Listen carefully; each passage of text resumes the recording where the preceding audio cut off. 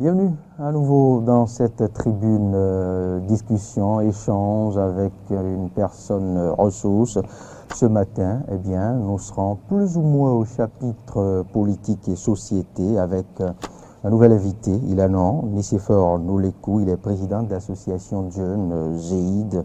Avec lui, il sera question de la préservation de la paix en période électorale.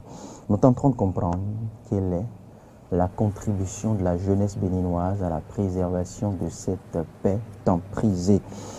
C'est inutile de vous le dire, depuis peu, on se plaît à citer, à hisser même au rang d'adage ou d'axiome cette phrase fétiche, la paix n'est pas un vain mot, c'est un comportement. Mais à qui revient-il réellement ce rôle de préservation, d'édification de la paix en République du Bénin? On attribuait plus ou moins ce rôle aux caciques, aux politiques. Mais revient-il seulement aux partis politiques de contribuer à la paix ou à vous et moi, fidèles amis téléspectateurs? Qui a ce rôle de contribuer à l'édification de la paix, à préserver la paix au Bénin? Les jeunes aussi, nous direz-vous, oui. Et c'est ce que nous tenterons de comprendre ce matin avec notre cher invité. Il nous dira comment le jeune béninois peut-il arriver à contribuer, peut-il arriver à préserver la paix dans son milieu, dans sa société, dans son officine, sa structure, depuis son foyer, depuis sa famille, jusqu'en ville. C'est ce que nous tentons de comprendre avec lui, Nicéphore Noulékou. Bonjour à vous. Bonjour monsieur le journaliste, bonjour chers téléspectateurs. Et merci d'avoir accepté notre invitation. C'est pour la toute première fois que nous vous recevons. Le plaisir est chez nous. partagé. Je rappelle que vous êtes président d'association GEID. Ça dit quoi? Alors GEID, c'est jeunesse engagée pour les initiatives de développement. Mais pas pour la paix. Vous savez, il n'y a pas de développement sans la paix. D'accord. Alors, dites-nous un peu, au sein de votre association, comment vous comptez contribuer à la préservation de cette paix que nous évoquons, au-delà du verbe. Merci beaucoup pour la question. Mais vous me permettrez quand même, avant de revenir sur votre question, de présenter un peu l'association. Alors, si vous le faites et que vous n'avez pas affaire à notre service commercial, tant mieux. D'accord, il n'y a pas de problème. C'est juste à côté, au fait. Il n'y a pas de souci, nous allons gérer ça au mieux. Alors, il faut dire que l'association GEID est une association de jeunes, des jeunes qui ont décidé, comme tout autre, si vous voulez. Peut-être une de plus. Non, je ne dirais pas une de plus, parce que c'est quand même une jeunesse qui a décidé de se mettre ensemble et engager, je dirais, une panoplie d'actions en vue d'impacter réellement le développement local.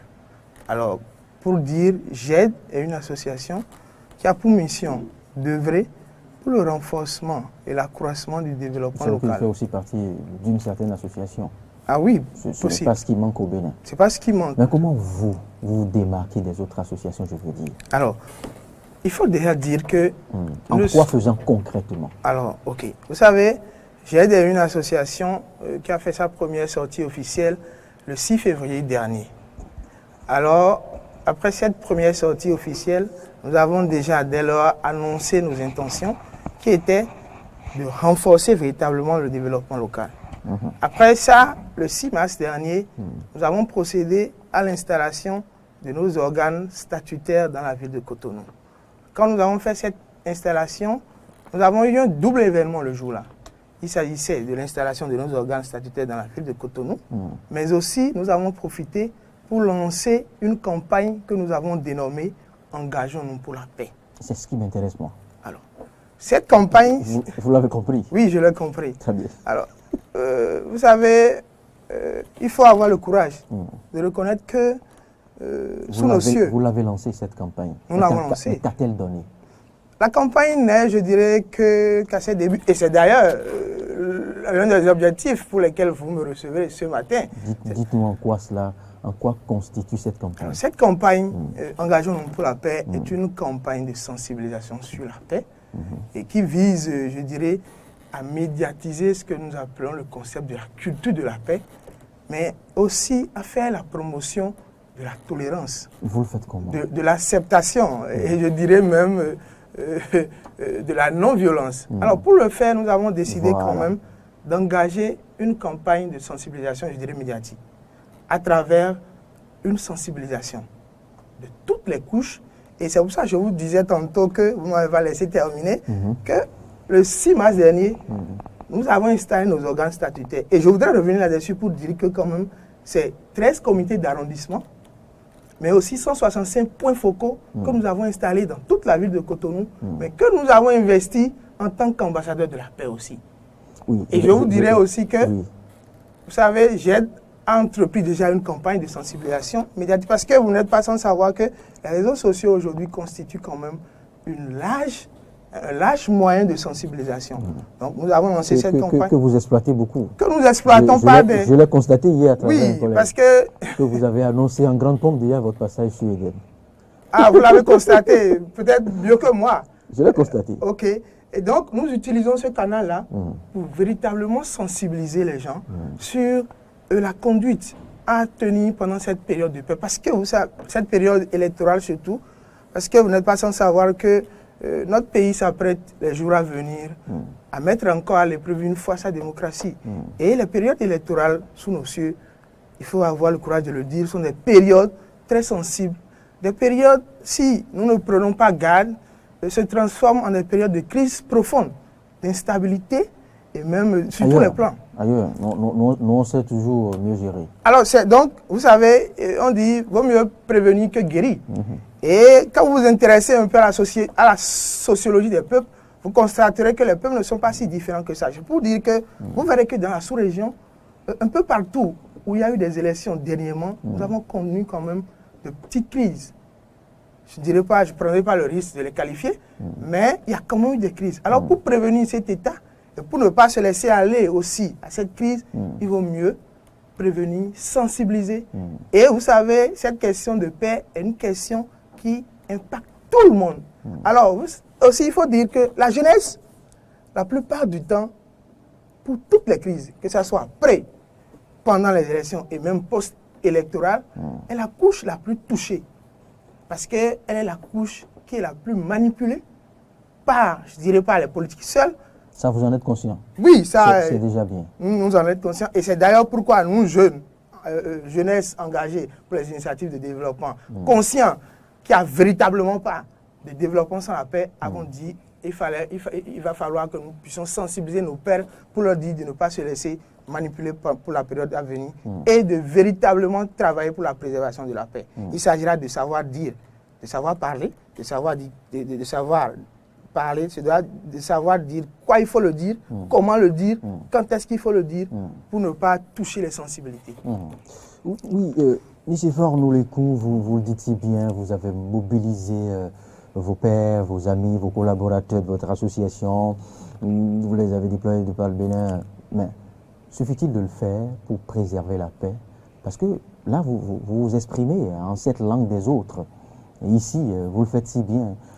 Pensez-vous que les mamans des marchés, les jeunes de Zado-Mangon, les jeunes de Ouenri, de Pélécor, des contrées reculées, pourront bien percevoir, pourront bien partager cet engagement que vous avez?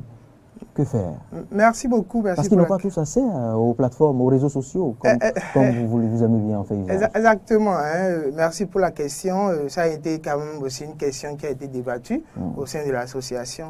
Vous savez, la paix, tout le monde doit pouvoir y contribuer. Et j'aide, et je tiens à le dire, j'aide une association qui ne voudrait pas exister de fait. Je vous explique pourquoi. Alors, nous sommes une association à portée nationale, mais qui a un calendrier qui a notre manière de fonctionner nous oblige à ne pas exister de fait, c'est-à-dire nous sommes dans un chronogramme qui nous a amené à installer d'abord nos organes statutaires dans la ville de Cotonou et progressivement nous allons dans les autres contrées. Mais par rapport à la campagne, au-delà, et je suis totalement d'accord avec vous, au-delà de notre langue habituelle ou de ceux, d'une manière ou d'une autre, qui peuvent être touchés par le message à travers les canaux que nous connaissons d'habitude. Nous avons prévu dans des petites capsules de sensibilisation dans pratiquement toutes les langues. Comme je vous l'ai dit, nous venons de commencer la campagne.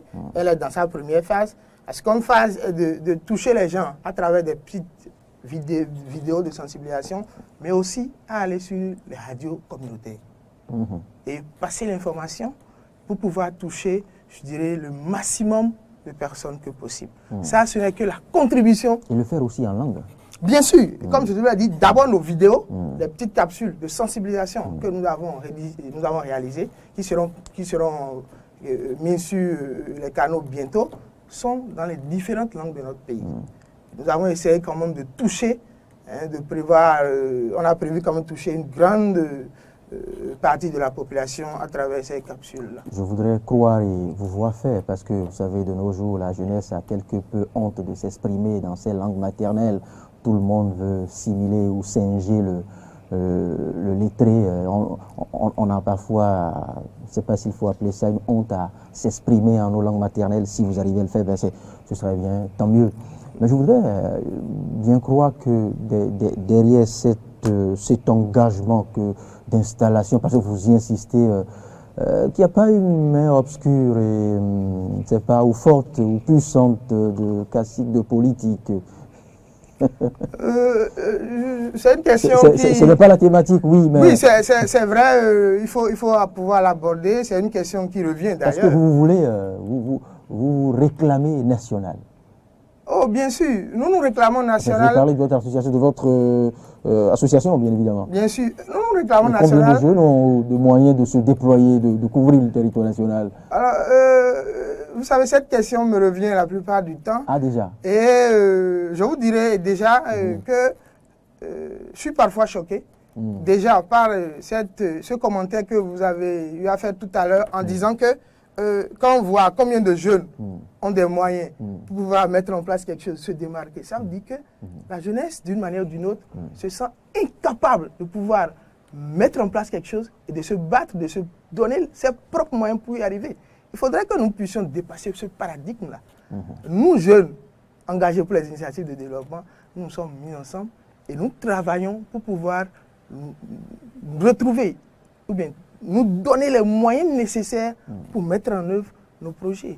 Et je dirais aussi que par rapport à la main dont tout le monde parle, y a pas, je vous dirais sans embâche, qu'il n'y a pas de main derrière Shed. C'est des jeunes conscients et engagés à vouloir ou bien portés par l'ambition d'apporter quand même plus au développement de leur pays, qui se sont mis ensemble. Et nous avons une thématique dans laquelle nous sommes, qui est le développement à la base. Donc, jeunesse engagée pour les initiatives de développement est née pour le renforcement et l'accroissement du développement local à travers une veille citoyenne accrue, mais aussi à travers la promotion d'initiatives et d'actions de développement novateurs. Donc, oublions la main derrière JET. Il n'y a pas de main derrière JET, et ça, je le dis au vu de tout le monde. Nous sommes des jeunes engagés qui se sont réunis pour pouvoir apporter leur plus au développement de leur nation. Lesquels jeunes résisteront, restons dans ce volet ou dans cette parenthèse, lesquels jeunes résisteront encore longtemps, je veux croire, je ne sais pas, à cet appétit politique? Oui, bon, je vous dirais, il faut avoir le courage de le dire. Vous savez, nous sommes une association qui prône le développement local. Alors, il faut avoir le courage de dire qu'il n'y a pas de développement sans volonté politique. Ça, il faut le dire sans trembler. Mais, vous savez, et si vous voulez, je vais aborder la question de cette sorte. Le 11 avril prochain, notre pays s'apprête à mettre à l'épreuve, comme je le dirais, sa démocratie, à travers l'organisation des élections. Pas mettre à l'épreuve, mais à exprimer. Bon, si vous voulez. Alors, le 11 avril, ce qui va se passer le 11 avril, que vous soyez politicien ou pas, vous engage pour les 5 années à venir. C'est une évidence. Alors, est-ce que parce que vous, par exemple, a priori, vous n'êtes pas politique, je ne peux même l'être. Est-ce que, parce que vous ne l'êtes pas, est-ce que tout ce qui va se passer pour les 5 prochaines années à venir ne va pas vous impacter d'une manière ou d'une autre? Je dirais oui. Donc, la politique est ce qu'elle est. Mais tout acteur de développement va pouvoir d'une manière ou d'une autre, à cette période, peut-être prendre la parole et s'exprimer sur des questions précises. Alors, nous disons, nous n'allons pas subir, peut-être. Et c'est l'occasion de dire ici que nous serons amenés peut-être à opiner sur des questions relatives au développement local les prochains jours. Mais nous allons résister, comme vous me l'avez demandé, au mieux que nous pouvons, et ça je vous en fais la promesse, à la politique.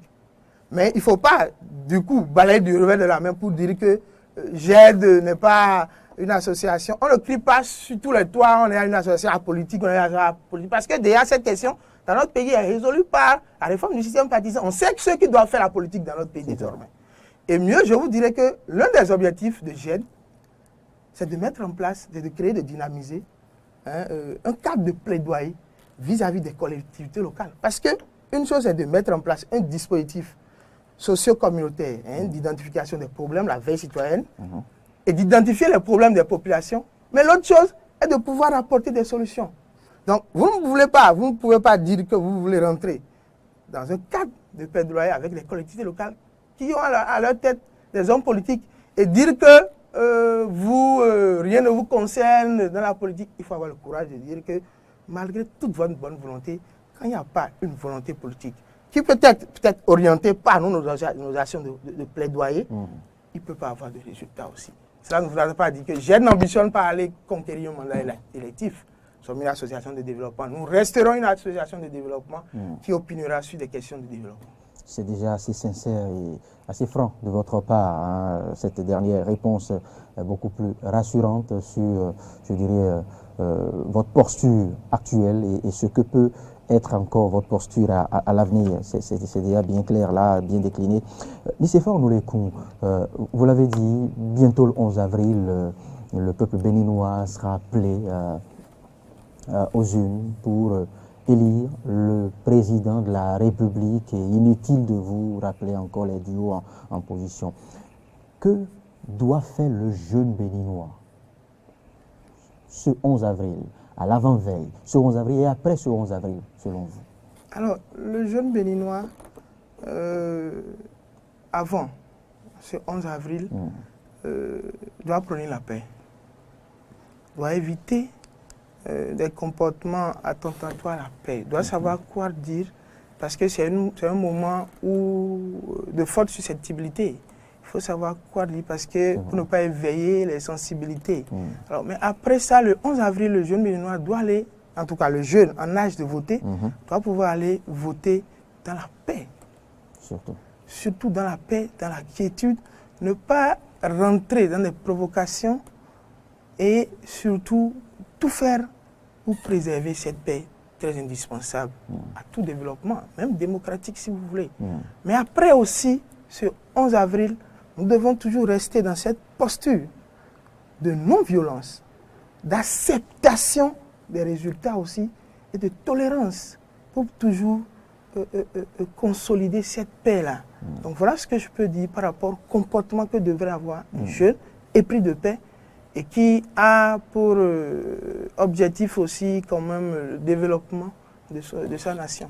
Très, très important, vous l'avez si bien dit, parce que l'expérience l'a prouvé, hein, que les aînés savent se servir de cette jeunesse que nous constituons quand ils en ont besoin. Et maintenant, nous autres jeunes, hein, avons-nous conscience de la portée, de cette force que nous constituons dans la société quand il s'agit de mobiliser, hein, je dirais, un public dans une salle.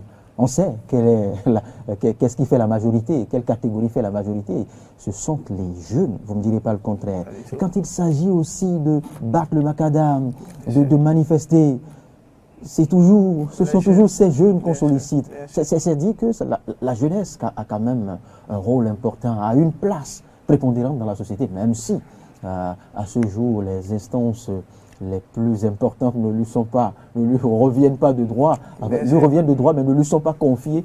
Eh bien, il revient aux jeunes que vous êtes, que nous sommes, de le réaliser, de nous rendre compte de cette portée, de cette force que nous constituons et de l'orienter surtout dans le bon sens. Parce que nous constituons une force qu'on peut exploiter à l'image d'un couteau, hein, qui peut tuer comme qui peut couper des condiments et autres pour préparer.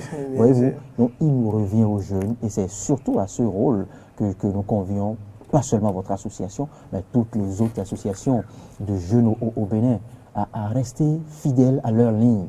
comme vous l'avez si bien dit, comme vous avez su bien nous rassurer, à rester fidèles à leur engagement de départ. Parce que ce n'est pas l'engagement de départ qui manque aux associations de jeunes que nous notons, que nous avons au Bénin. Mais c'est dans la suite.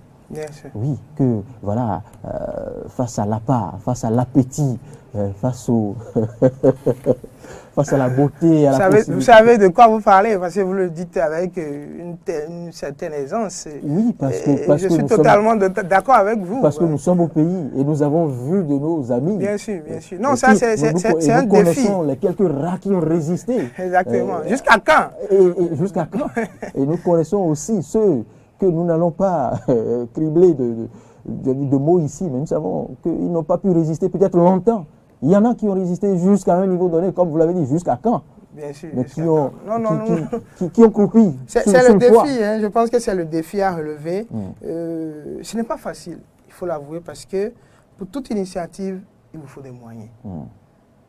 Pour cette campagne, il a fallu des moyens. C'est clair. Et imaginez-vous que, et comme vous le dites si bien, et il faut le reconnaître, il est difficile aujourd'hui quand même de pouvoir même fédérer autour de soi des jeunes qui partagent la même vision avec vous, le même idéal, sans qu'ils ne vous prêtent aussi déjà des intentions. Merci. Parce que quand vous portez une vision et que vous essayez quand même d'une manière ou d'une autre de faire porter cette vision par vos pairs, et que vous essayez quand même de faire, je dirais d'une manière ou d'une autre, proprement les choses, très tôt, même en votre sein. On vous croit déjà avoir pris des mallettes. Exactement, on vous croit, on voit des mains, et comme vous l'avez dit, on voit des mains invisibles derrière ça. C'est une réalité qu'il ne faut pas balayer de la main, mais c'est un défi générationnel, je pourrais dire même pour nous, de pouvoir nous battre pour des idéaux, de pouvoir nous battre, je ne dirais pas résister, mais de pouvoir vraiment nous faire accepter par nos aînés, mais en restant dans notre posture de départ. Ce n'est pas facile. Nous allons travailler pour ça et je dirais c'est une lutte commune. J'aide, comme j'ai l'habitude de le dire, une association de tous et nous allons travailler quand même pour mériter la confiance que cette jeunesse placera en nous. Nicéphore Noulékou, pensez-vous que le jeune ou la jeunesse peut, de par son comportement, corriger des tares, des lacunes, des comportements, des vices au niveau de la génération, de la vieille génération? Oui, il ne faut pas perdre d'espoir. Moi, je pense que il faut rêver. Hein, il faut travailler pour ça. Je suis convaincu que la jeunesse est capable. Et c'est d'ailleurs pourquoi nous nous sommes mis ensemble, parce que quand la jeunesse est solidaire, elle est capable de beaucoup de choses. Je suis convaincu que cette jeunesse, si elle est organisée, et qu'elle est franche, et qu'elle a une vision, je pense qu'elle est capable de beaucoup de choses. Parce qu'elle est incontournable, en fait. Elle est incontournable. Et comme je le dis, je l'ai dit, vous l'avez évoqué si bien, dans toutes les crises, dans toutes les luttes, ce n'est que la jeunesse qui est utilisée. Et il n'y a pas de raison que nous ne puissions pas nous mettre ensemble, nous faire confiance. Et c'est le défi aujourd'hui de cette jeunesse qui se veut aujourd'hui fédérateur ou qui veut quand même changer les choses. C'est une question de mentalité aussi, c'est une question de conviction. Et aussi, nous devons travailler à quand même nous mettre à l'abri d'un certain nombre de besoins aussi. Parce que c'est très important. Parce que vous savez, vous allez vers un jeune. Pour ne pas vite devenir de marionnettes, voilà, il faut être à l'abri du minimum. Exactement, comme le dit exactement. Vous allez vers un jeune, vous lui parlez développement local, vous lui parlez, préservation de la paix et tout, mais lui, peut-être, la veille, il n'a pas trouvé à manger. Et vous savez, nos aînés sont conscients de ce fait et préfèrent peut-être nous maintenir dans cette dépendance. Parce que cela leur profite. Bien sûr. Donc, il reviendra quand même à la jeunesse de pouvoir se démarquer, de pouvoir travailler véritablement. On se demande même si certains aînés ne veillent pas à maintenir une partie de la jeunesse dans cette précarité. Bien sûr, vous l'avez dit. Parce que cela leur est plus favorable. Cela leur est plus favorable. Et ce n'est que la jeunesse. Parce qu'un jeune qui se suffit, un jeune épanoui, un jeune conscient, n'est pas manipulable. Difficile à manipuler. Difficile à manipuler. Je pense qu'il va falloir... Le travail est commun, hein, c'est une lutte commune, comme je l'ai dit. Il va falloir que nous travaillions sur les mentalités. Et surtout, c'est une question aussi d'éducation. C'est important. Je pense que c'est le dernier volet avant de conclure cette affaire-là. C'est cet échange que vous venez d'évoquer. L'éducation. Ouais. Et c'est hyper important. L'éducation. Et cette éducation, de nos jours, dépasse, je dirais, les limites du cadre familial. Bien sûr. Parce que tout participe maintenant à l'éducation. Bien sûr. Les rues, les réseaux sociaux. Bien sûr. Et les réseaux sociaux ont pris une part très importante dans l'éducation. Et ça nous sert. Hein, ça nous sert aujourd'hui. Vous savez, très tôt, aujourd'hui même de Cotonou. Et nous dessert aussi. C'est ça, je voulais en venir, une dessert. Et il va falloir savoir les utiliser. Et vous l'avez évoqué, l'éducation est très importante. Et vous savez, ça fait partie quand même des volets ou bien des projets sur lesquels j'aide ce vœu aussi, parce que nous voulons faire de la promotion de l'éducation. Et il faut le dire, c'est la base de tout. Ah oui, c'est le socle, c'est le ciment. De tout. Dès que vous ratez ça, c'est difficile de le corriger. Et il faut commencer le travail très tôt, dès à la base. Et comme nous parlons aussi de paix, il faut dire que la paix, on dit, c'est un comportement. Et il faut implémenter. Et on le chante si bien, on le chante vaguement. Il revient maintenant à l'exprimer. À l'exprimer et à véritablement travailler pour consolider cette paix-là. C'est très important. Pour finir cet échange, Nicéphore Nolékou, quel appel lancer maintenant à toutes les couches, je veux dire, aux jeunes, à nos mamans, pas seulement dans les bureaux feutrés des ministères, mais dans les marchés, à nos mamans, dans les contrées reculées. Que dire aussi à ces aînés, à nos dirigeants? Merci beaucoup. Comme vous l'avez dit, ce serait peut-être mon mot de fin. Oui. Je voudrais dire quand même que la paix est un long processus qui implique toutes les couches de la nation. La paix, elle est indissociable et indispensable au développement, car elle permet de préserver ou bien de prévenir les conflits. Elle permet de privilégier la non-violence. Elle permet d'instaurer le dialogue et aussi de régler les conflits ou les crises par des méthodes pacifiques. Gage, c'est la condition sine qua non au développement. Bien sûr, gage, comme je le disais, d'un développement démocratique et même durable. Donc la paix, elle est capitale.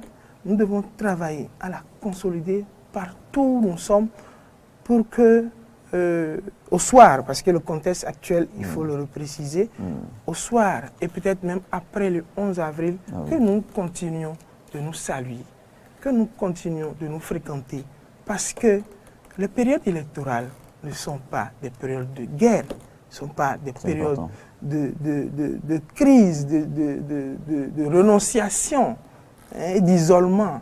Au-delà de sa nationalité. Non. Les périodes électorales sont au-delà de tout des périodes de choix. Comme j'ai l'habitude de dire, c'est des périodes de concert d'idées. C'est des périodes, si vous voulez, de confrontation, d'opinion et peut-être de projets de société. Même pas de confrontation physique. Parce que nous n'avons qu'un seul pays et c'est le Bénin. Je vous remercie. C'est très important, vous l'avez si bien dit, et très bien dit d'ailleurs. Merci Nicéphore Nolékou. Les ailes politiques, les couleurs politiques ne nous font pas changer de nationalité. Ce n'est pas parce que je suis opposant aujourd'hui que je deviens centrafricain. Je reste béninois. Et l'opposant d'aujourd'hui peut devenir le mouvancier de demain. Et pour pouvoir devenir le mouvancier plus tard, il faut qu'il y ait la paix. Exactement. Ah ben oui, aucune nation déchirée ou dévorée par les conflits, aucune nation qui croupit sous le poids des crépitements, des obus et autres, ne voit, je dirais, sortir du sous-sol des gratte-ciel, ne voit des voies, des autoroutes construites ou réhabilitées. Non. Donc il n'y a que la paix comme condition sine qua non, unique condition au développement d'une nation. Donc c'est inutile de vouloir semer de la zizanie aujourd'hui pour peu que l'on soit de tel ou tel bord. C'est inutile. parce que la zizanie semée ne vous permettra même plus de diriger ce pays auquel vous aspirez. Ben non, donc il faille coûte que coûte. On ne dirige pas une nation incendiée, brûlée, détruite, et on ne gouverne pas les morts. N'est-ce pas? À partir de on ce gouverne moment des humains. Des humains. Donc à partir de ce moment, nous avons tous intérêt à travailler pour préserver la paix. Surtout à dépassionner le débat. À prendre la hauteur. Exactement. À prendre véritablement de la hauteur. Merci. Parce que ce qui nous unit est plus fort que ce qui nous divise, comme l'a dit l'autre. Merci. Nicéphore Noulékou, je rappelle que vous êtes président de l'association de jeunes GED, c'est bien ça, hein? Jeunesse engagée pour les initiatives de développement GED. Merci, on pourra vous solliciter de temps à autre pour avoir votre lecture sur d'autres faits de société, sur d'autres faits politiques aussi. Très bonne journée à vous, merci pour la disponibilité.